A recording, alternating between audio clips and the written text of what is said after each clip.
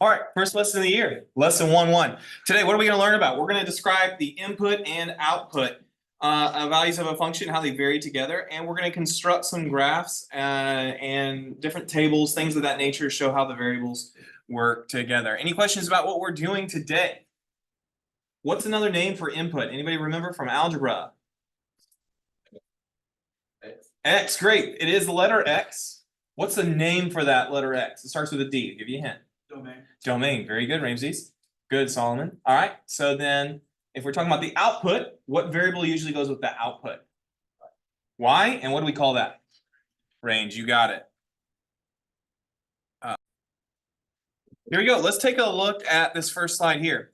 It's going to describe for us what a function is. So you're going to hear me say function probably 1,000 times this school year. What is a function? A function is something that changes the input values to an output value. So notice here, this is a little diagram, and you can read this on your own. I'm not going to just read through every slide, but tell me what type of shapes are going into this function machine here? What type of shapes? Yeah, these little spheres, circles, whatever you want to call them, balls. And what's coming out? These cubes. So is it the same input? Is it the same thing coming out? The input and output, do they match up? No, something's being changed.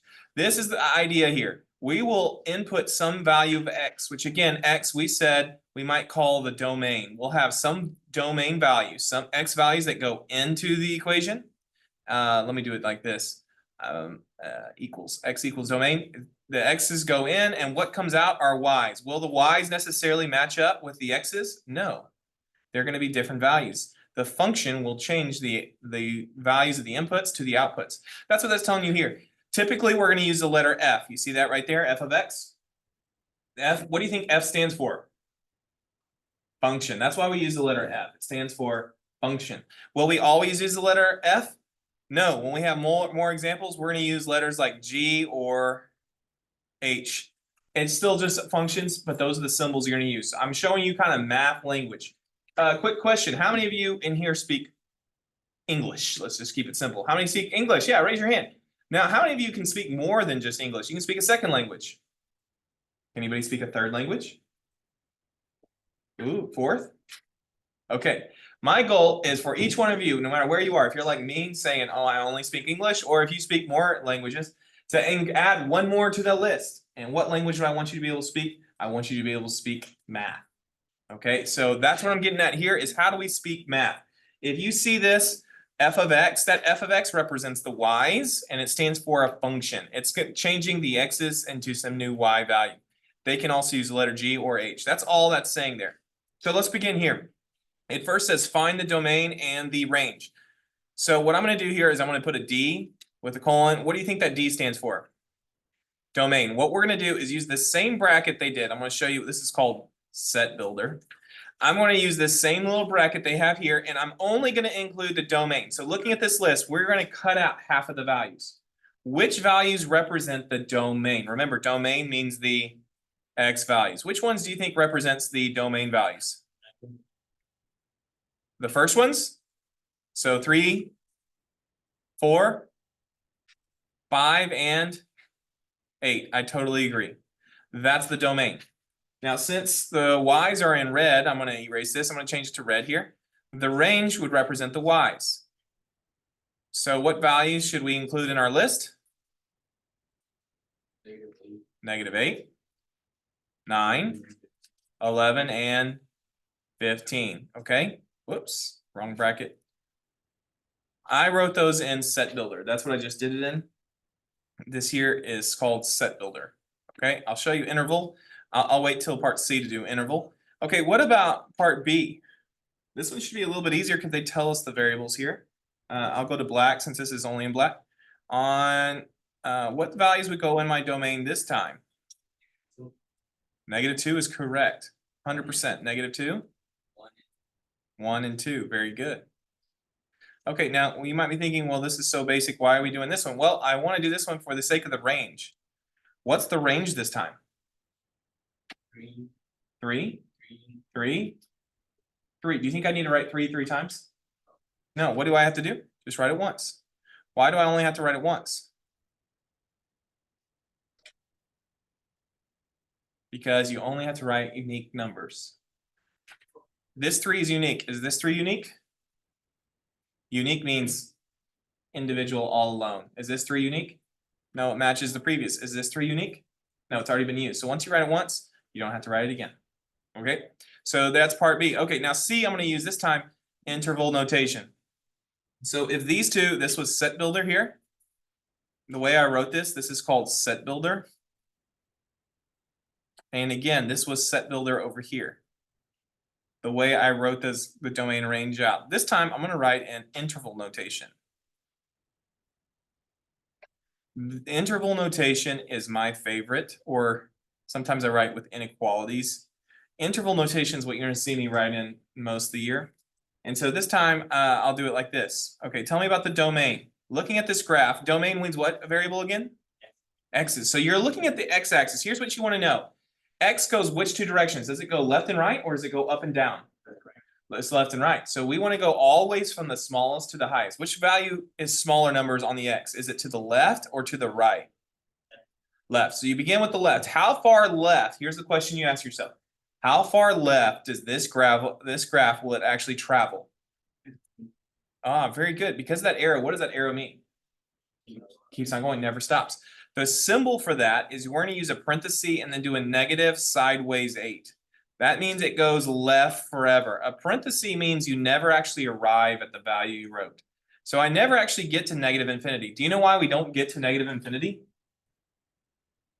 It's not a real number. It's an idea. It's expressing something. Yeah, infinite means you can't get there. It's not even real.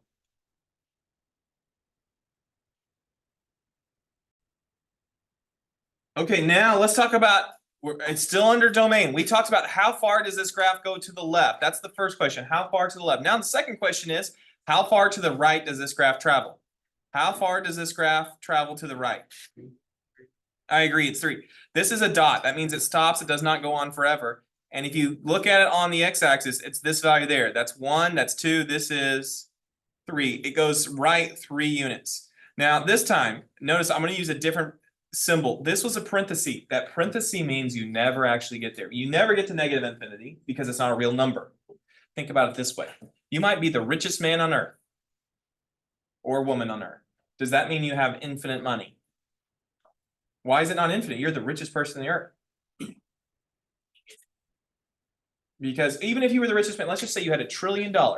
You're the richest man or woman. You have $1 trillion. Is that the highest amount of money you could ever have? Could you attain $1 trillion and 1? Could you get $1 trillion and 2? You can always earn more. With numbers, there's always more numbers. That's why with infinity, it'll always be a parenthesis. This, however, is a closed dot. That means it arrived there and it stopped. It gets a bracket. That tells you I have not just traveled to 3, I have arrived and stopped at 3. Not 299, not 2.98. I'm all the way to 3. That's what that bracket means. Okay, now let's talk about the range. Now, what questions do you think we should ask ourselves that's different for the range than we did for the domain? It's up and down, left and right. Very good. Instead of saying how far left, how far right, we now say how low, how high. What's the bottom? What's the top? How far down? How far up? That's what you're asking yourself. Now, we always go with the smaller numbers first. Which way smaller? Going up or going down? Down. How low does the graph travel? Does it only travel to, what value is this, -3? Or does it go lower than -3? It goes to negative infinity because it goes down forever. So this -3, we're actually not going to use that. Oh, I wrote something without asking you. I should have asked you. So y'all just have to correct or just tell us why. Why did I put a parenthesis this time?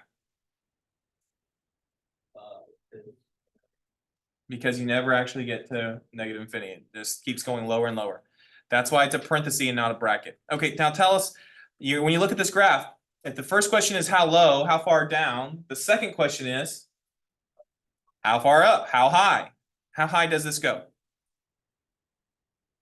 I agree. Both spots, it twice gets there is at 2. That's a height of 2. Would you put a bracket or a parenthesis? What do you think? A bracket, because we actually get there. How do I know? It's a solid line. A solid line is just like a solid dot. You could put in a solid dot if you wanted to.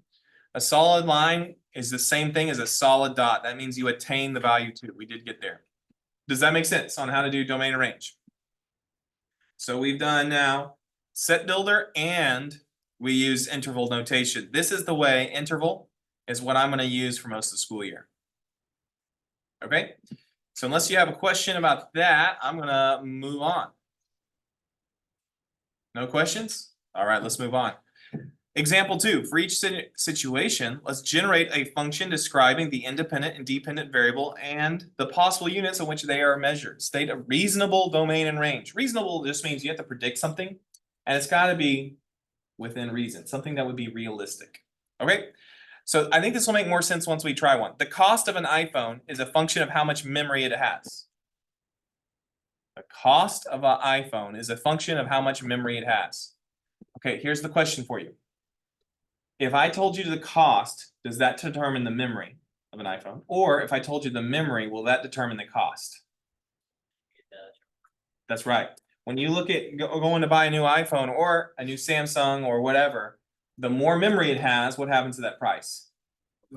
It goes up. So memory is going to be our X variable this time. Does that make sense? Memory is our X. The cost becomes the Y. Does that make sense? We all following? Now here's where, remember a second ago, I said you might be,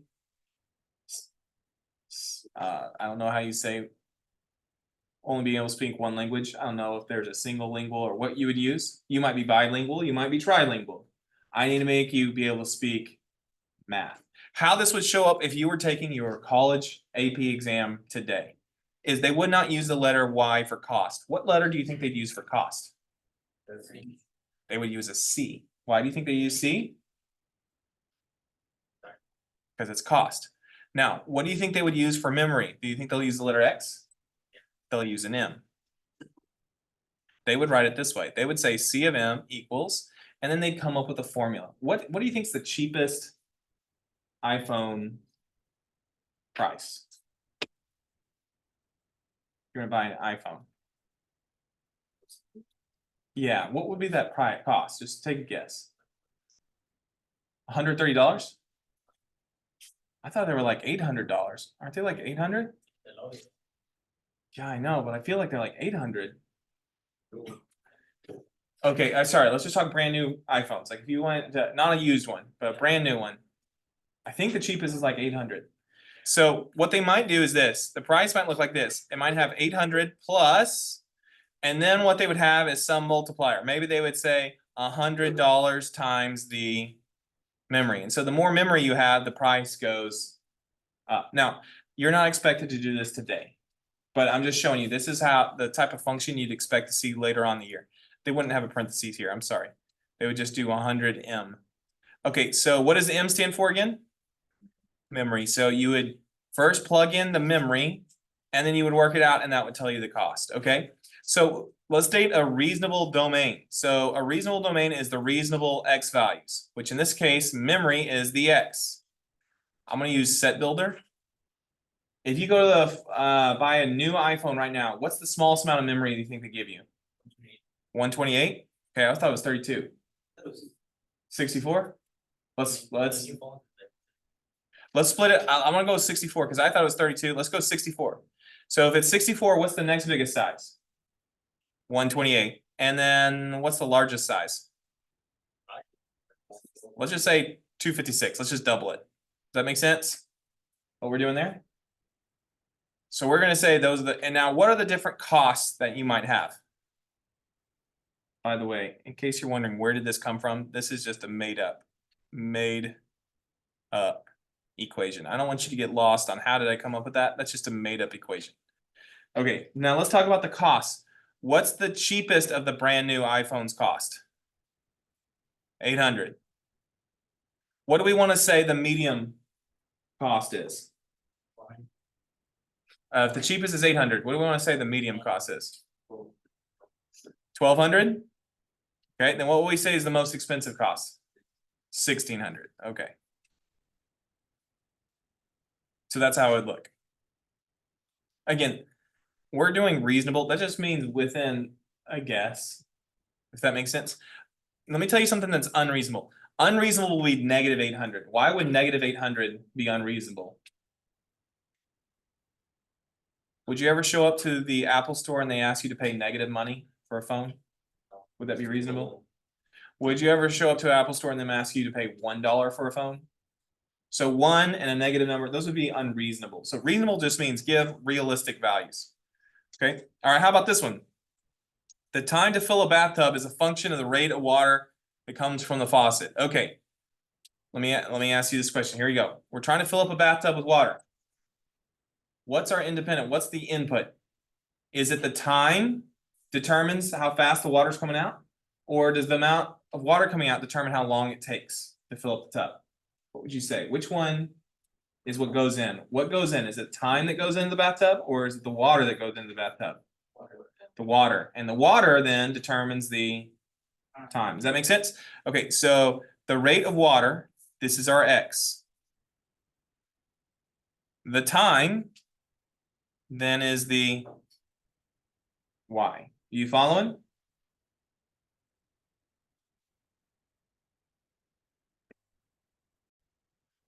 Okay, so now as we fill up this domain and range, here's what's going to be a little bit different here. I'm not going to make up an equation because I have no idea.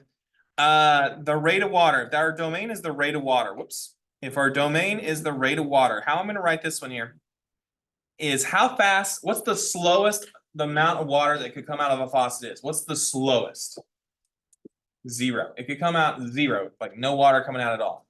So what I'm going to do this time is I'm going to use the bracket, the interval notations. I'm going to use interval this time. Interval notation. Now tell me, if I'm writing the number 0, do I use a parenthesis or a bracket?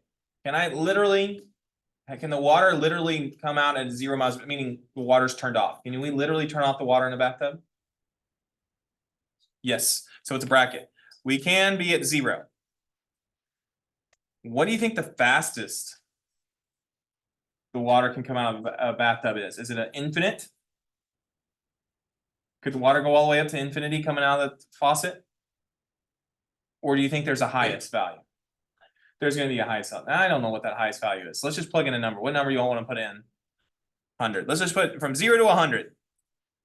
Now, if you can get to 100, what do I do? A bracket or a parenthesis? Bracket.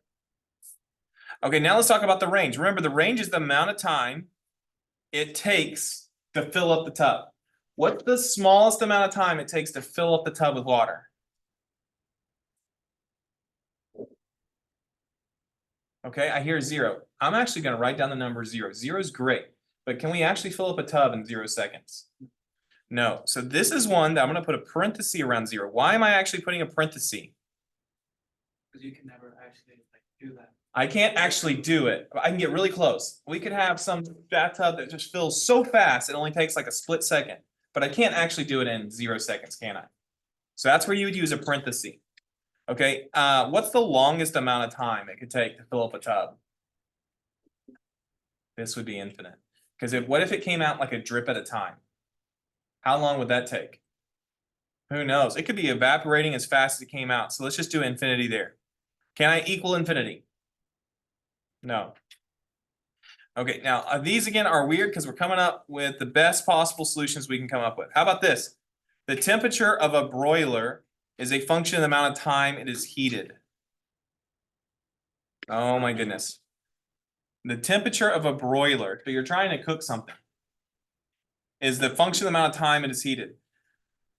Does the temperature determine the time for the broiler here, or does the amount of time it's heated determine the temperature of what's being cooked?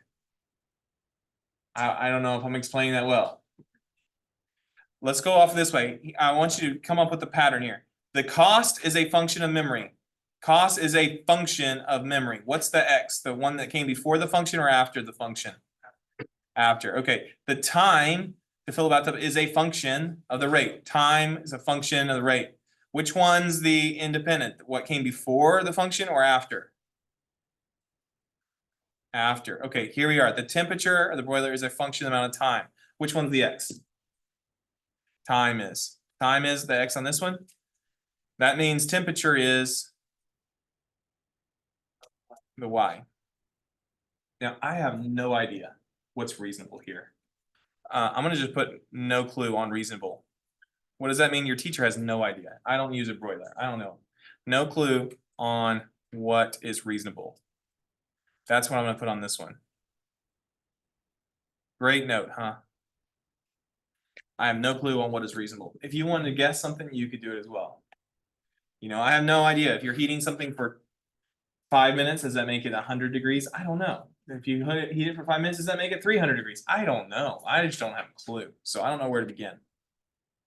Okay, you've seen some few things. Let's flip the page over. Let's go to the next page. What I am going to get to is what I can teach you and teach you well. This is the algebra side of domain. There are 3 rules. You're going to hear me talk about these all school year long. There are 3 years to determine domain algebraically. Given an equation, there are 3 rules. I have them here. I'm coming up here to show you. See this right here? I want you to see it every day you come and sign in. It's that important. These are the 3 rules of domain, which for our class, it's going to be like, these 3 rules are going to make up quite a few different questions on the test of knowing these 3 rules. What are the 3 rules? Number 1, what can you not do? You cannot divide by 0. Number 2, what can you not do? Take an even root of a negative number. That means like a square root. That's an even number. What's the square root of 9? 3. What's the square root of negative 9? Can't do it. Why? Because I'm taking a square is an even number, so number 2, of a negative number. Negative 9, I said, remember? You can't do that. So we can't divide by 0. You can't take a even root of a negative number. And finally, the one you're going to learn about in Unit 2 is you cannot take a logarithm of a non-positive number. How many of y'all dealt with logs in Algebra 2? Did your teacher even talk about it? I have just a few. We're going to talk a lot around Thanksgiving time, October, November, in that time frame. We're going to talk about 3. So for now, right now, you don't have to worry about number 3. You will later on. When you come in, I suggest to you, you sign in, you pick up your packet, and you read their 3 rules. So that by the end of the year, you have them memorized. If you have those memorized, you'll be in great shape. Does that make sense how important that is? That's why I put that right there above the sign in. Okay? Here's your 3 rules. What you cannot do. What I did not say is up the top of the note. When we find domain, you assume a function's all reals. What do you assume it is? That means from negative infinity to positive infinity. We assume it's everything. And then we look for those 3 rules. If we break those 3 rules, then we know now it's not all reals anymore. So let me give you some examples. What are we supposed to assume it is? All real numbers. Look at the first one. You come to the problem. You're supposed to determine the domain. I'm not going to do range here. For sake of time, I'm not going to do range. Scratch that out. Find the domain of these functions. State your answer using interval. Okay, we're going to assume it's all reals. And then we're going to ask ourselves about the 3 rules. Number 1, we're not allowed to divide by 0. So here's my question. Do you see any division symbol? A division can look like this, or it can look like a fraction. Do you see any division symbols or any fractions in here? No. So I don't have to worry about rule 1. Rule 2, you look for an even root. That means like a square root, or a root with like a 4th power, maybe a 6th power, maybe an 8th power. Those are even numbers. You could have that, that's okay, but you cannot have anyone with an even number. Do you see any roots in there? No, we ignore that then, we go on. We're still assuming it's all reals. Do you see the word log anywhere? Guess what that means this domain is? All reals. So how you write all reals? You can write it like this. You'll hear me say this, all reals. That's what I'm saying. Some people do that double R. You might have seen that in your Algebra 2 class. But how you write it in interval notation is like this. You say from negative infinity to positive infinity. Why did I do parentheses? You never reach those numbers. Very good. Okay, let's go to part B. What about on part B? Do you see any of those symbols I just went over? A division symbol, a even root, or a log? Do you see any of those 3? What do you see? Division. So here's how it works. We cannot divide by 0. Here's how I'm going to solve this. I'm going to do a number line. You might have forgotten this. This is like 5th grade right here. On this number line, we're going to use, there are 3 types of numbers. You ready for this? Put a little tick mark or whatever they call that. I think they called it a tick mark in the middle. And I want you to put the number 0 up above it. To this side, I want you to put a plus. To this side, I want you to put a negative. There are 3 types of numbers. There are positive numbers, there are negative numbers, and there is the number 0 that's neutral. I'll say it again. How many types of numbers are there? 3. What's the plus stand for? Positive. What's the minus stand for? Negative. And 0 is the neutral number. Those are the only 3 types. Here's what you do. If it's a division value, you cannot be 0. How you'll do that is you'll do an open circle. You cannot divide by 0. Can I divide by positive numbers? Yes, so you'll fill in your line this way. Can I divide by negative numbers? Yes. What's the only number you're not allowed to divide by? 0. That's what the rule is. So this represents what math will be true. Here's how you do this. You're going to take 3x and say 3x can be every single value except for 0. The symbol for that is does not equal 0. Now we do our algebra. This 3 is multiplying with x. Algebra is all about doing the opposites. That 3 is multiplying the x. What's the opposite of multiplication? Division. We're going to divide both sides by 3, and I'm going to arrive at my answer. When I divide both sides by 3, I find out that x cannot equal, mental math, what's 0 divided by 3? 0. That means x can be every single number except for 0. It can be everything else. So writing it in interval notation, it would look like this. I can go, remember how the question was how far left, how far right? That's the algebra I just did there. Now I'm going to do the visual. How far left does this blue arrow go? Forever. Do I do a bracket or parenthesis for negative infinity? Parenthesis. Negative infinity. Now, how far right do I go? Well, I don't go right forever yet because there's a break. Where do I break? 0. Because it's an open circle, I do not do a bracket. Guess what I do instead? Parenthesis. Now I'm going to do a U. Do you know what U means? Have you all learned that before? It means the word and. It means there's a second piece. Union is the true word. Union. Now let's talk about this second arrow. How far left does this second arrow go? No, sorry, it doesn't go all the way over there. There's a break. How far left does this piece go? Left. 0. So again, parentheses with a 0. Because it's an open circle. How far right? Forever, infinity. And that's a parenthesis. Okay? That would be your answer this time. What I want you to know is this right there and this mean the exact same thing. Whoops. Let me try that again. These 2 things mean the exact same thing. These 3 things all mean the exact same thing. This, they all mean the same exact thing. It's just different ways of writing it. They asked us to write interval notation. Interval is this one and this one. Those are the interval notations. So let me explain this one more time. When you see x does not equal 0, okay, I gotta teach you how to speak math, know math, and you keep your phone up. You're gonna lose it.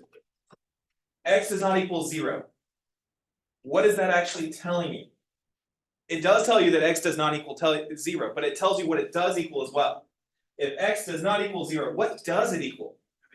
Everything else. That's what this is saying. X is all the negative numbers. That's what that is, negative numbers. This is all the positive numbers. What number do I not equal in the middle there? 0, and that's why it's a parenthesis. So this is saying all the negatives, that's all the positives. Together they're everything except for 0. Does that make sense? You're going to be seeing that a lot. So you need to know, again, today is about learning the language in some ways. Okay, let's go to the next one, part C. Mark, stay with me, please. Part C. What do you think? Will C be all reals? I said Marcus, I'm sorry. Thomas. You can sit up for me. Is this going to be all reals? What do you think?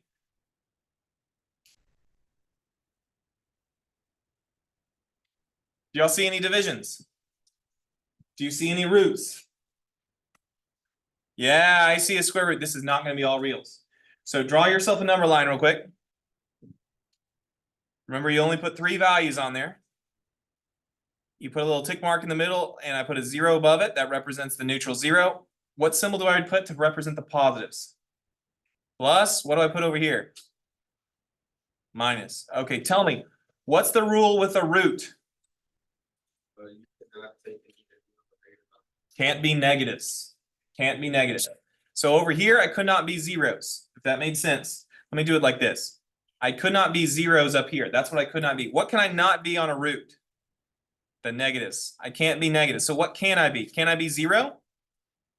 Yes, do a closed dot. I can be 0. Can I be positives? Say yes. Can I be positives? Yes. So draw your line that way, like darken it, bold it, whatever you want to do. Those are the type numbers I can be. So how do I solve this with algebra?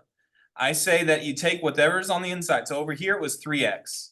This time it's x minus 4. I take x minus 4, and I say it has to be greater than or equal to 0.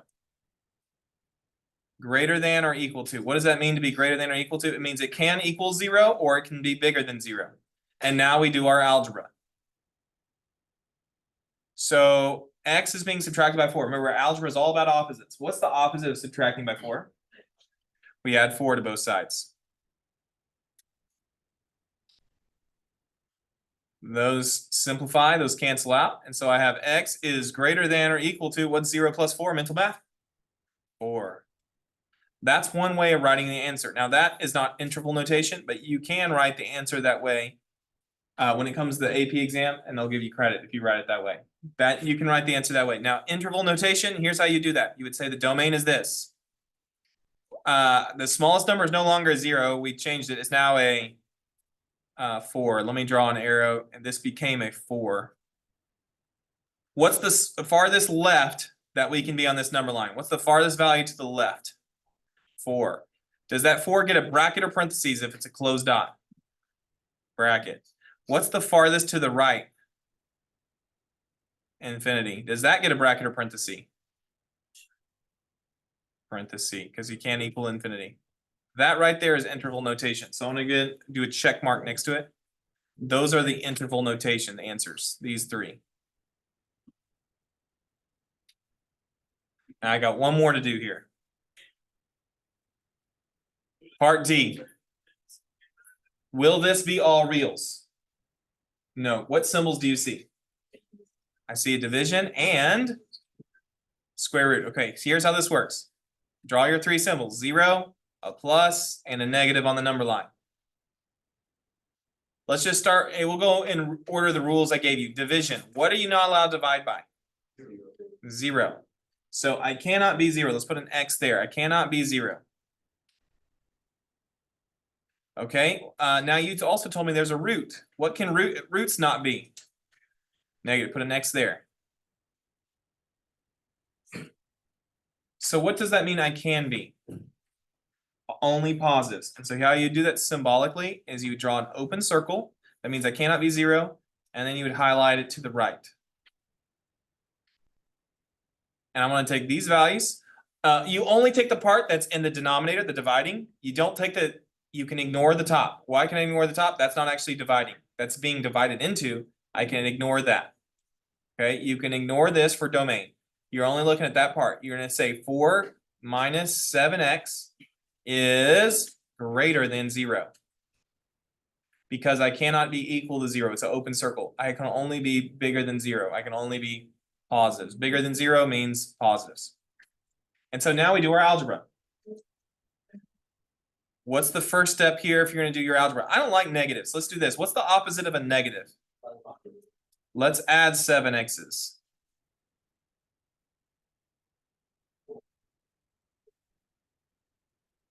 So I have 4 is greater than 7x. Okay, y'all explain some math to me. When a 7 is written next to an x, what is that saying to do? Is that saying to add, subtract, multiply, or divide the 7 and the x? It's saying to multiply. What's the opposite of multiplication? We divide by 7 on both sides. And we've arrived at our answer.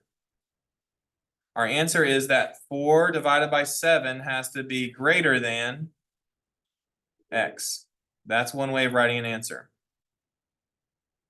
because this asks for interval, this is now tricky. What happened because we moved the x to the other side is this arrow gets switched around. How you would actually write this, and I'm running out of time, so I'm just going to show it to you first and explain it. It would actually be from negative infinity all the way up to 4/7.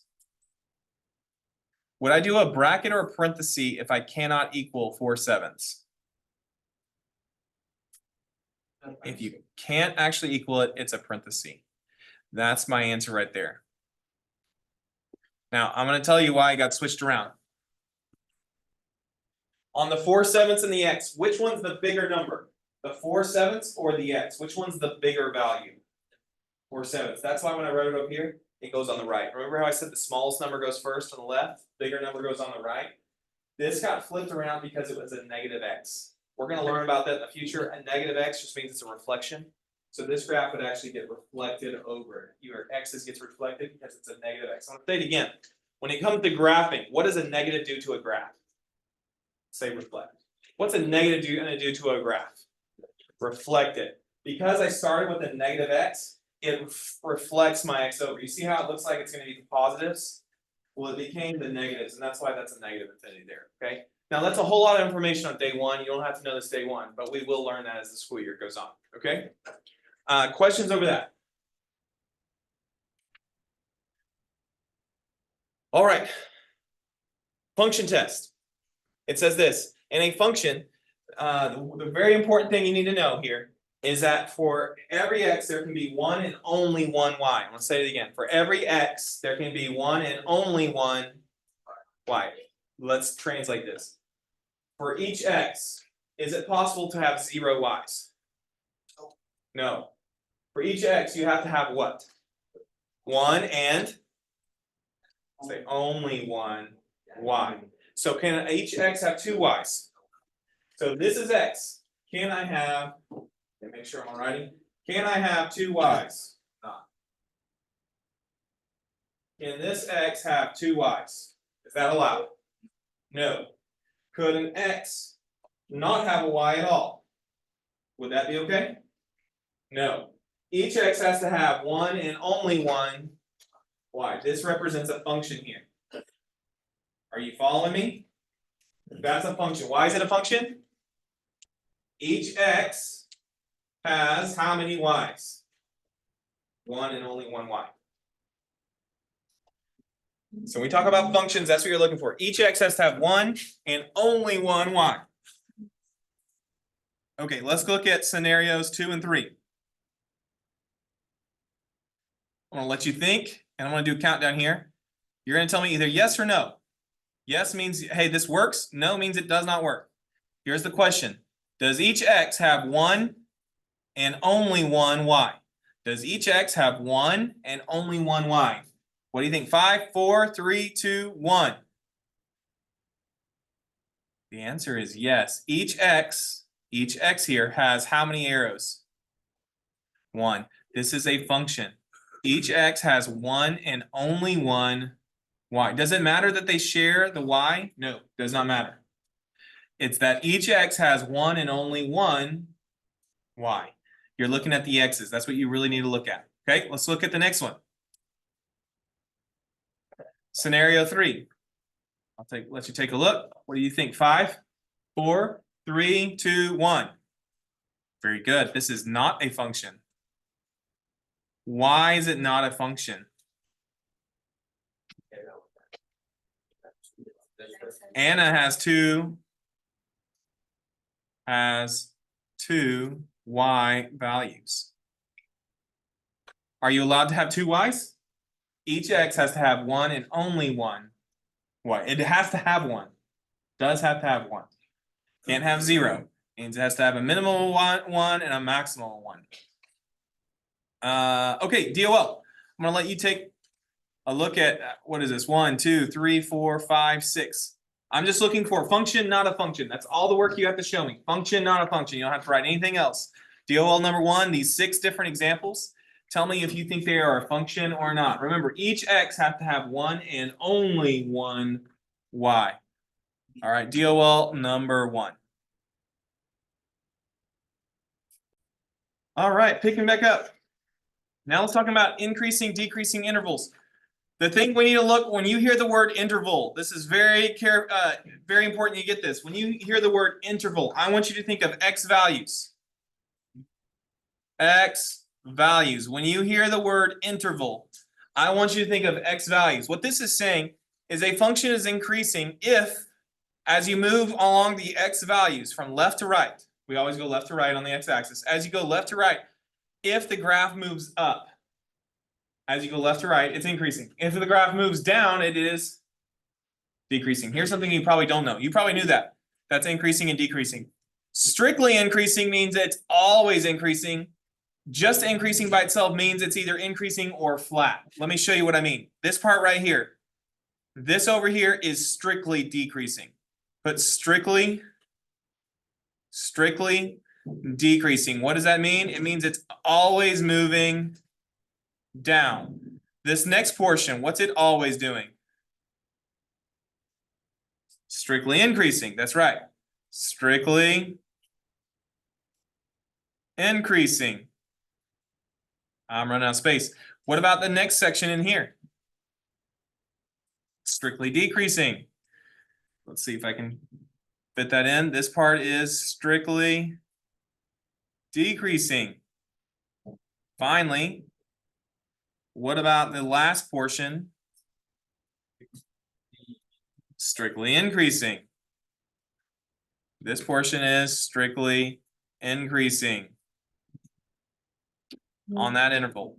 The intervals are separated by those lines. Okay, now let's talk about what's different. Now on the left here, I know it's hard to see this dotted line on the left. What are we doing on the left side this time? We again are strictly decreasing. Now for the first time you're going to see something different. Between this interval and this interval here, what's the graph doing? Is it increasing? Yes. Is it always getting higher from one spot to the next spot though? You see how that's flat? This one you would only say is increasing. Do I say strictly? That's blending in. Let me try this again. Increasing. It's not strictly because it has a flat portion. Does that make sense? So it's increasing, but is that part strictly? Okay, I want to put in parentheses, not strictly. Okay, what about the last part? Strictly decreasing, good. Okay, so there's a little vocabulary to add that's going to come up as we go along. Okay. The symbols for that are all up above. If you want to see the math symbols, that's what's written up there. So a lot of times the reading, I'll skip over some of the reading. You can do that on your own later. What I'm talking over is what symbols you've seen written there. All right. DOL number 2. It says for each situation, represent the situation with a quick sketch and then state whether it is increasing or strictly increasing. So all these are going to be increasing. It's just a matter is it just increasing or is it strictly increasing? Here's what I want you to do. I want you to do a quick sketch of what you think this would look like. Suppose you are hiking up a steep hill with several flat sections. Draw what you think that might look like. You are hiking up a steep hill with a few or several flat sections. What might that look like? And then part B, suppose you are purchasing deli meat at $8 per pound. Draw what the cost would be if you're buying meat and it's $8 per pound. DOL number 2.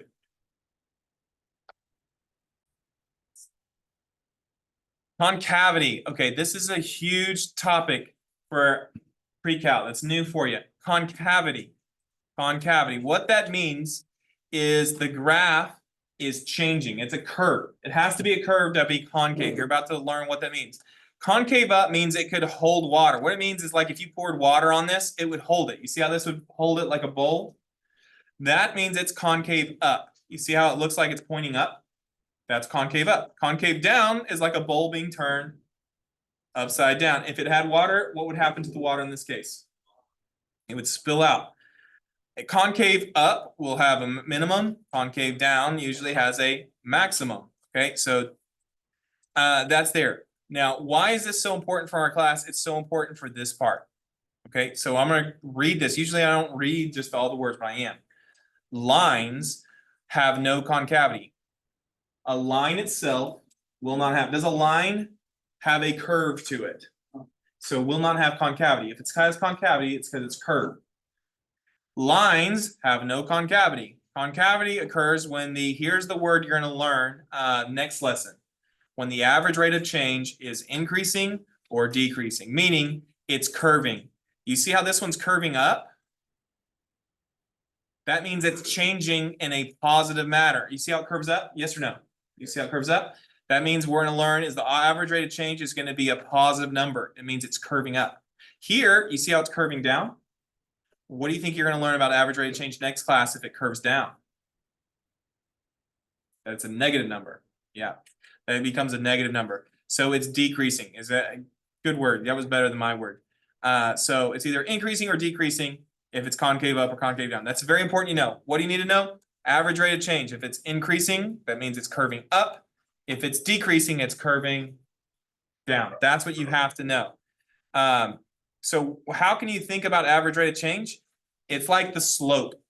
Now, slope is a bad word. I just put it in there because a lot of y'all know it. Slope is talking about a line. But average rate of change represents the slope between 2 points. So you see how there's all these points on here? We could come up with slope. Like, what about these 2 points? What's the slope there? 0. Very good. You could say, that's a 0 slope. Well, what about the slope here? Is that a 0 slope? No, that's a positive number. What would happen is if you're connecting dot, dot, dot all the way around, like making more and more lines, you would see that the slope is becoming less and less. It's decreasing each time. And that's what we're going to call the average rate of change, is what's happening with the slope. If it's decreasing, it's concave down. If it's increasing, it's concave up. That's what that means there, okay? That's what we'll learn about, but that's really next class. That's what we're going to spend a lot of time on, okay? So here we go. Since the function is concave down on this interval, I'm telling you, on the interval from negative infinity, again, let me pause so you find the spot. I circled the word interval. What is interval? What should you think of when you hear interval? We wrote this down earlier. I'm going to say it again. The x values, good. The x values from negative infinity all the way up to positive 1. I'll draw a line here. This is the x value of 1. I know I'm going up and down what you think of as y, but I'm going through the x-axis at 1. That's when x's are 1. On this side, it's concave down. You see how it's concave down? What could we determine about the average rate of change on this interval if it's concave down? What could you tell me about the average rate of change? Okay, I was wrong when I said negative. I shouldn't have said negative. There's a better word. What was the better word that we had underlined over there? It's decreasing. The average rate of change is decreasing. That's what you need to know. Not negative, but decreasing. I misspoke when I said negative. That was not mathematically accurate. Part B. What is true of the average rate of change on this interval? So this was concave down, right? What can we tell on this interval from 1 to infinity? What about the concavity? Is it concave up or concave down? Okay, since it's concave up, what can you tell me about the average rate of change? It's increasing. It says, why is this true? Why is it increasing? Increasing since the function is concave up on the interval 1 to infinity. That's why. The average rate of change is increasing. How did we know it was increasing? Because on the picture we saw it was concave up. Does that make sense how we're going to use that this year? So if you see it's concave up, what can you tell me about the average rate of change? It's increasing. If it's concave down, what can you tell me? And I misspoke. What would be wrong? And this would be a multiple choice answer. If you said the average rate of you have concave down, what's a wrong answer you might see on there? Negative. They're going to include negative. That was wrong when I said it.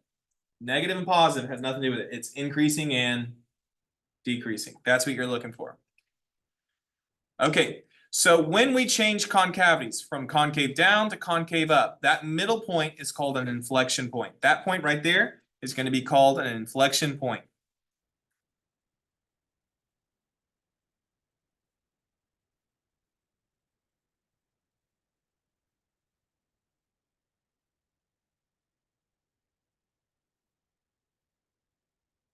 Okay, that's an inflection point. An inflection point tells you you're changing concavities. What does an inflection point tell you? Changing concavities. What was that? What concavity did I have on the left here? Concave down. What do I have on the right?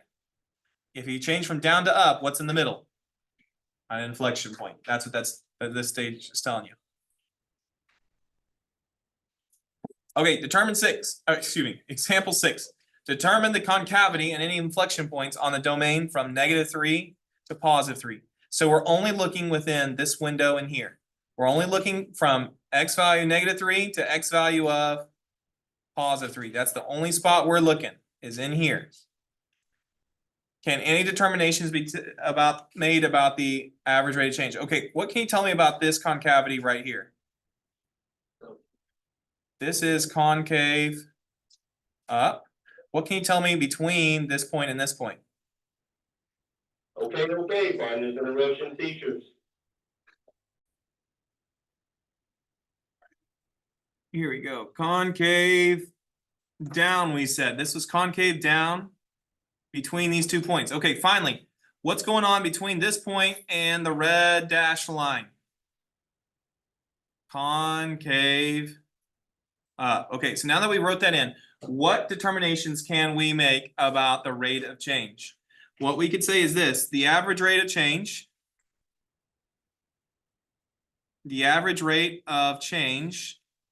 which, by the way, there's symbols for this, so you don't have to write all that out every time. The symbol is AROC. What does AROC stand for? Average rate of change. And they'll write it as all caps like that. AROC is, what's it doing first if it's concave up? Is increasing. And what you would do is from left to right. Now, where we start is at -3. We started at -3, increasing. Oh, I forgot the word on. On, you'd say from -3 until this value. What x value do you want to say that is? It's hard to tell. What x value you want to say that is? -1.5? Let's do -1.5.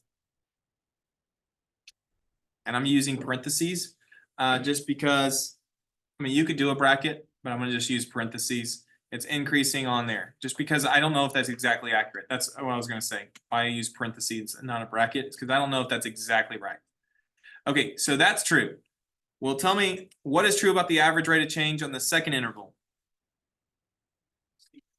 Okay, can I just use AROC this time? Are you okay with that?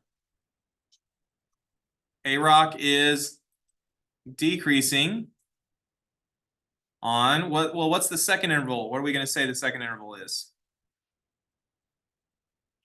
-1.5 to +1.5. You want to do that? You okay with those numbers? -1.5, comma, +1.5. That point and the 5 kind of got blended together. Let's do it like that. AROC is decreasing. And then finally, what else could you tell me is true?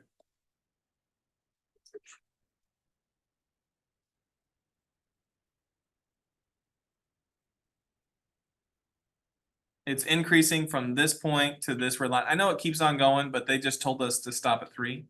So from, do we go left to right or right to left? Which number do I put first, the 1.5 or the 3? 1.5.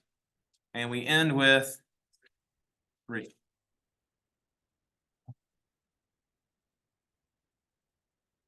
Question over that.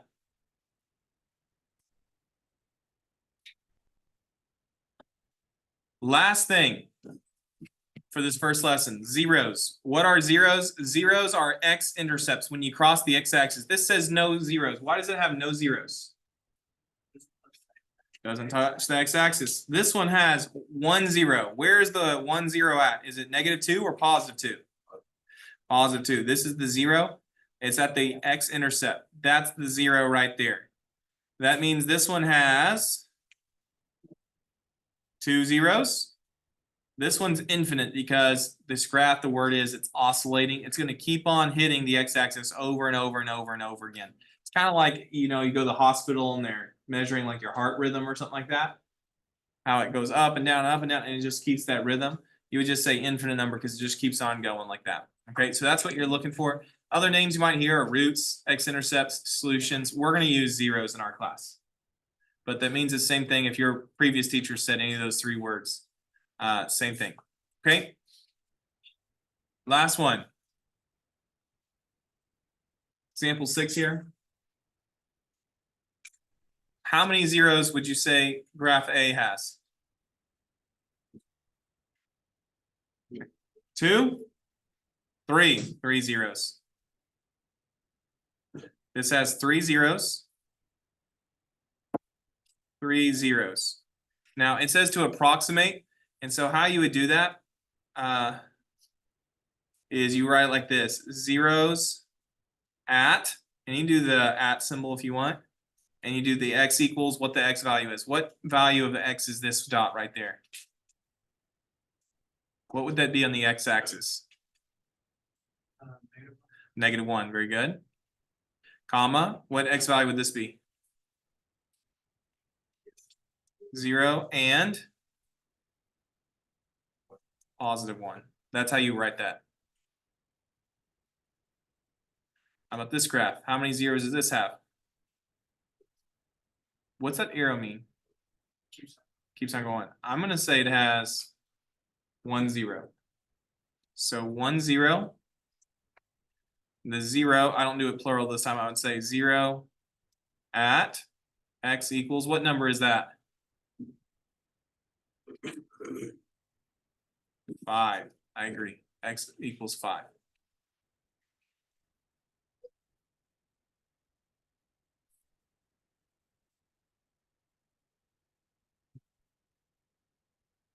Now from here, we have, I think it's 4 different DOLs you can choose between. I want you, you can choose between, Here, we're still in the hold pattern, we're still holding. you can choose between these or to try some here on your packet if you would like. Well, what I would actually like you to do is if you got registered in the AP Classroom, I want you to log in there and you'll see what's called a quiz. I want you to do their DOLs because that's what we're going to be tested on. So you can scan this QR code, it'll take you right in, sign in to the class that we did last time and try their DOLs, okay? It's all the stuff we just covered. You'll get to see it in college form. So that's what I recommend you do now.